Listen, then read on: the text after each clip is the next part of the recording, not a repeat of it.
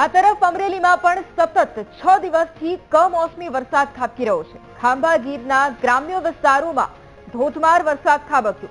પીપળવા, ઉમરિયા સહિતના ગ્રામ્ય વિસ્તારોમાં ધોધમાર વરસાદ ખાબક્યો। ઉપરવાસમાં ભારે વરસાદને પગલે ધાતરવડી નદી ગાંડીતુર બની છે। સતત વરસાદને લઈ ખેતરોમાં રહેલો પાક પાણીથી તરબોળ થયો છે। કુદરતી આફત સામે જગતનો તાત હવે લાચાર બની ગયો છે।